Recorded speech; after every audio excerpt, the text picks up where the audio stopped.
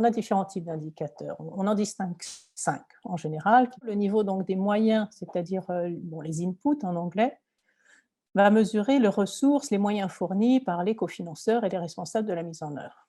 Alors là, avec le premier, avec les inputs, on va voir où on en est au niveau des montants des fonds disponibles ou non disponibles, des jours utilisés des experts, etc.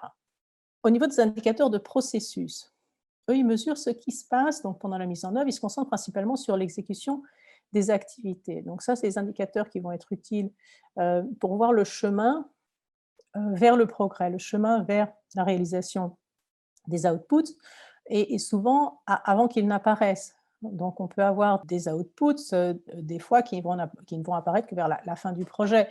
On peut prendre l'exemple surtout si on a des projets d'infrastructure, de construction. On construit des écoles ou des hôpitaux et on a un indicateur qui nous dit voilà le nombre d'écoles et d'indicateurs ou d'hôpitaux qui sont construits. Pendant toute la durée de réalisation du projet, on ne pourra rien montrer jusqu'à ce qu'il soit établi. Donc si vous avez un évaluateur qui passe, ou même dans vos rapports, si vous n'avez pas d'autres indicateurs que l'indicateur d'output, donc l'indicateur de produit, ce sera difficile de montrer ce que vous avez fait. Donc c'est toujours intéressant d'avoir aussi d'autres indicateurs qui, eux, vont suivre ce processus des activités, qui va compter par exemple les contrats signés, le nombre de réunions. Si on est dans un projet de renforcement des capacités, ça va être le nombre de formations organisées, etc.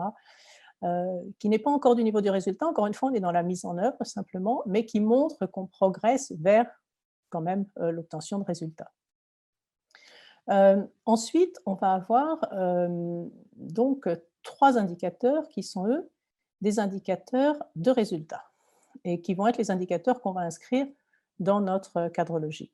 L'indicateur de produit donc, va montrer le degré de production des produits directs ou des services à l'issue d'une activité ou d'un ensemble d'activités. Donc ça peut être donc, ce qui a été formé, délivré en termes de services, de biens, d'infrastructures. Ça peut être nos hôpitaux, par exemple, comme je viens de le dire. On a nos indicateurs d'effets directs, donc au niveau de l'objectif spécifique, les outcomes, qui vont indiquer si les changements souhaités à court et moyen terme interviennent ou sont intervenus. C'est souvent ceux qui sont un petit peu les plus compliqués à définir.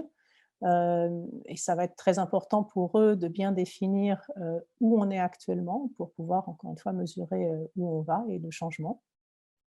Et puis, on a les indicateurs d'impact qui sont là les changements qu'on va mesurer pour nos bénéficiaires finaux.